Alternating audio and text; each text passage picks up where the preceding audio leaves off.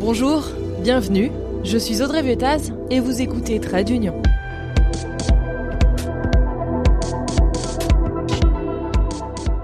Vous ne comprenez rien à l'Union européenne, vous trouvez ça ennuyeux, compliqué, vous êtes au bon endroit, vous allez voir que cela peut être passionnant.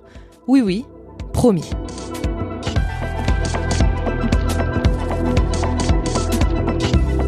Pour cet épisode, je suis au Parlement européen à Bruxelles à l'occasion d'une mini-plénière.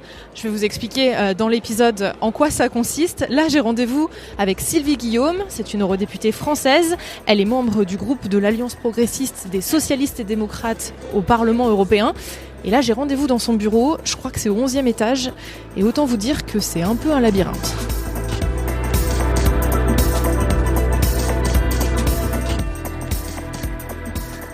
Bonjour Sylvie Guillaume. Bonjour. Bon, heureusement, j'ai trouvé le bureau et tant mieux parce que ça va me permettre de discuter avec Sylvie Guillaume, qui fait partie de la gauche donc, juste avant un vote majeur au Parlement. On va y revenir dans le détail, mais avant, j'avais une question à éclaircir, parce que normalement, le Parlement européen, il vote à Strasbourg, et là, le rendez-vous, c'était à Bruxelles, là où tous les députés travaillent la majeure partie du temps. On tient ce qu'on appelle une mini-session. Alors, les sessions, c'est quand ça se passe à Strasbourg. C'est l'aboutissement de tout notre travail comme rapporteur ou comme personne qui s'intéresse à un sujet où on vote. Voilà, donc à Strasbourg, on vote tous les midis, plus il y a des grands débats. Bon, bref, c'est vraiment un moment tout à fait particulier. Puis il y a des dossiers qui sont pas à jour, qui sont pas complètement terminés. Et alors du coup, on est obligé de le faire un petit peu en urgence. Et donc les mini-sessions, ça sert à ça. Donc on est à Bruxelles, on déplace pas tout le monde à Strasbourg. On est à Bruxelles et c'est beaucoup plus court. Là, on va avoir des votes importants, mais beaucoup moins que quand on est à Strasbourg. Venons-en au sujet du jour, parce qu'il y a des enjeux autour de ce vote. Aujourd'hui, on passe au vote sur 3 textes qui ont été mis à l'écart lors de la session précédente à Strasbourg. Ça parle quand même de sujets très très importants. C'est ce qu'on appelle le paquet climat. Donc c'est comment on se projette dans les dizaines d'années qui viennent pour agir réellement contre le changement climatique. Donc c'est pas une paille, quoi. Et il se trouve que 8 des 13 textes qui étaient en discussion il y a très peu de temps à Strasbourg, 3 d'entre eux ont été écartés. Donc on revote sur ces textes-là, donc dans le processus un peu d'urgence, même si ça porte pas ce terme-là institutionnellement, on s'en fout. On repasse au vote un peu en urgence sur ces 3 textes-là pour fixer la position du Parlement là-dessus. Donc c'est important parce que on va parler des échanges de quotas carbone, on va parler de taxes carbone aux frontières, on va parler quand même de choses de fonds social pour le climat. Donc c'est pas rien. Et là, normalement, si tout se passe bien, eh bien, ça aura un peu moins joué aux imbéciles entre les groupes. Donc, ça devrait faire des majorités. Il y a quand même beaucoup de gens qui partagent les enjeux climatiques. Donc, normalement, comme on dit, ça devrait passer comme dans du beurre. Sauf que dans le processus de négociation, qui a une science en soi au Parlement européen, dans le processus de négociation sur ces textes, les groupes les plus importants s'étaient mis d'accord pour un certain nombre d'amendements et tout ça. Et puis, à un moment donné, ça a été un peu contesté et un des groupes a commencé à voter contrairement à ses engagements. En l'espèce, le groupe centriste, Renew, donc là où se trouvent les macronistes français, a commencé à diverger par rapport aux engagements qu'ils avaient pris. Et donc, voilà, on n'était pas à la hauteur des enjeux. Donc, par exemple, sur une échéance qui devait être la plus proche possible, par exemple 2030, ils nous faisaient voter du 2032 ou 2035. Donc, au bout d'un moment, ça a fait péter tous les accords préalables. Donc, du coup, comme on n'était pas content, on a voté contre et donc on a fait sauter le texte en disant, c'était un avertissement d'une certaine manière en disant, vous avez pris des engagements, on a pris des engagements communs, c'est un sujet très important, ne jouez pas aux imbéciles sur le sujet. Donc, c'est ça, en gros, pour vraiment mettre des mots un peu familiers sur le sujet, c'est ce qui s'est passé. Donc là, tout le monde a été plus raisonnable, plus concordant, le compromis est meilleur et logiquement, ces textes devraient être votés.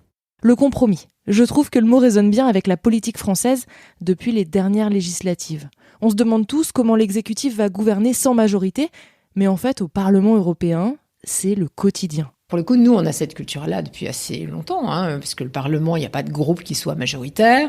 On a l'habitude de travailler en commun. Ça ne veut pas dire qu'on est concordant, je dirais, qu'on partage le même point de vue. On ne fait pas tous partie du même groupe ni du même parti, mais Donc on a nos convictions, on les défend et selon le thème, selon le sujet qui est abordé, on arrive à se mettre d'accord sur telle ou telle chose. Alors le défaut du compromis, quand on y trouve un défaut, moi je trouve pas tant de défauts que ça, mais c'est vrai que le pas est moins grand. Voilà, on fait des plus petits pas, mais il y a une sûreté dans le choix. Alors, comment ça se passe en pratique une fois qu'un texte proposé par la Commission, parce que c'est elle qui propose, arrive au Parlement ? On a eu dans chacun des groupes des rapporteurs qui ont été nommés pour chacun des textes. Ils se sont entourés d'une équipe de ce qu'on appelle les rapporteurs shadow, qui viennent des autres groupes, qui ont un rôle important, mais moins que le rapporteur, qui porte le dossier lui-même. Et sur chacun des dossiers, le rapporteur a réuni son équipe pour discuter. Alors, est-ce que le texte qu'on nous propose par la commission est bon ? S'il n'est pas bon, comment on l'amende ? Quel type d'amendement on fait en commun ? Donc, allez-y. Donc, tous les groupes ont posé leurs amendements. Après, le rapporteur, son travail, c'est de voir si certains amendements se rapprochent. Donc, si on peut faire un amendement de compromis, soit ça marche, parce qu'il arrive justement à faire ses petits pas, et il arrive à avoir un accord sur cet amendement de compromis, soit il n'y arrive pas. Donc il y a quelquefois des compromis qui sont en dehors de l'amendement de compromis. Donc en fait, on avance de cette manière-là, de façon à rassembler le plus possible une majorité sur le texte pour lui donner de la force. Parce que au final, il y a ce travail-là. On pourrait, par exemple, faire des textes où on vote, mais c'est ric-rac. Le texte, il est voté quand même. Ce que ça veut dire, c'est que par rapport au Conseil, donc aux représentants des États membres, qui, eux, font la même démarche de consensus et de compromis de leur côté, dans leur tuyau, si la voix du Parlement est pas très, très majoritaire, les États membres, ils se disent, le Parlement, ils sont un peu tangents sur ça, on va essayer de trouver des interstices pour faire péter un certain nombre de choses qui les intéressent, eux, au Parlement. Il nous reste 1 minute avant d'aller dans l'hémicycle, le temps d'une dernière question. Sylvie Guillaume a devant elle un dossier d'une 50aine de pages, je dirais, qu'elle va amener avec elle pour le vote. Du coup, évidemment, je lui ai demandé ce que c'était. J'ai sous les yeux une liste de votes qui comporte, je regarde, 52 pages de votes, qui sont les consignes de mon groupe sur les 3 textes en question. Et c'est vrai que ce travail, on a essayé d'avoir une position la plus commune possible. Donc on aura une liste de votes avec des consignes de groupe. Mais à chaque fois, il y a des délégations, il y a des représentants de certains États membres qui n'ont pas tout à fait la même sensibilité sur tel ou tel texte. Vous avez le droit de voter contre ce qui est proposé là ? Alors, il vaut mieux éviter de voter contre la liste de vote de votre groupe, mais ça arrive régulièrement.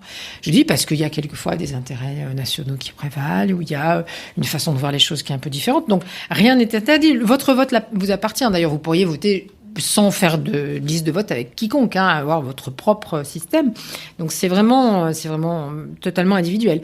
Mais c'est vrai que encore une fois, pour qu'il y ait de la force à la parole du Parlement, il faut que ce soit le plus majoritaire possible. Donc c'est pour ça qu'on essaie de s'écarter le moins possible. Donc là, rendez-vous tout à l'heure dans l'hémicycle, puisqu'on a repris les votes en présentiel, comme on dit, avec notre carte de vote, avec ce magnifique balai des bras qui se lèvent, qui bouge dans tous les sens pour donner les indications de vote. Alors c'est assez drôle parce que la cloche vient de sonner et là il y a tout le monde qui est en train de se diriger en direction de l'hémicycle, vraiment par groupe, par grappe. Et moi j'attends Nina, c'est l'assistante de Sylvie Guillaume et normalement elle doit m'amener en tribune. Donc j'attends qu'elle vienne me chercher.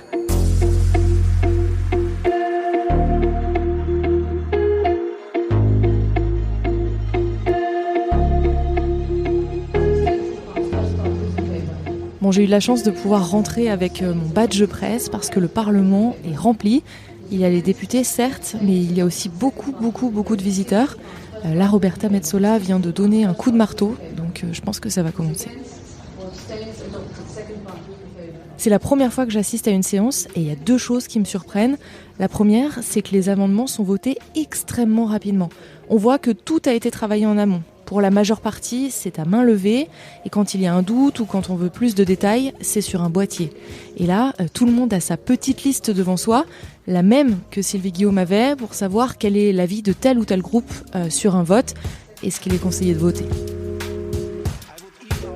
L'autre remarque, c'est que la politique française s'invite au Parlement européen.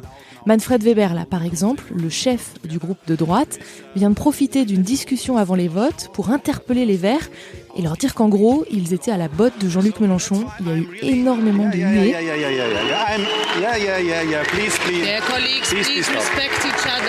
Il y a un autre député aussi qui a crié un moment « Non mais c'est bon, les élections françaises sont terminées ». Et ça, c'est quelque chose qu'il faudra que je demande à Sylvie Guillaume, parce qu'on est au Parlement et on parle encore de la France. Calm down. I think the French elections are over last time I checked. Mais bon, revenons-en au vote, car on arrive sur une partie importante, la taxe carbone aux frontières. L'idée, c'est d'imposer un surcoût aux importations de produits qui ne respectent pas les normes auxquelles sont soumises les entreprises de l'Union européenne. En gros, une entreprise qui produit du béton en Inde devra payer une taxe quand elle vend son produit à l'intérieur de l'Union européenne. The vote is closed and it is adopted. Et là, c'est carton plein. 439 députés ont voté pour cette taxe, 157 contre, 39 se sont abstenus. On va vite aller retrouver Sylvie Guillaume.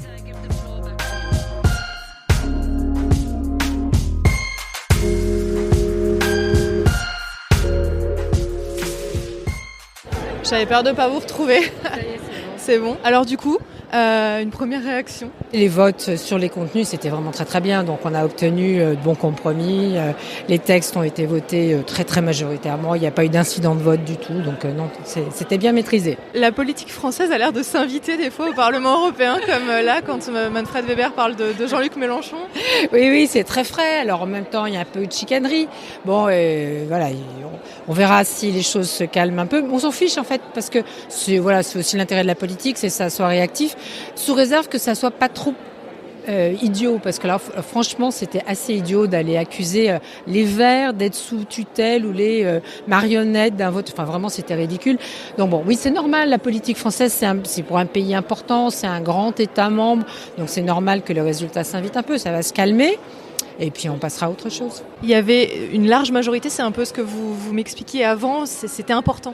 Oui, c'était important parce que ça marque vraiment le territoire du Parlement ça marque l'empreinte du Parlement sur ces textes, avec en termes de délai, des choses très très concrètes et très directes qui ont été votées, donc ce qui nous a fait supprimer tous les délais plus longs, forcément, puisque c'est le délai le plus court qui compte.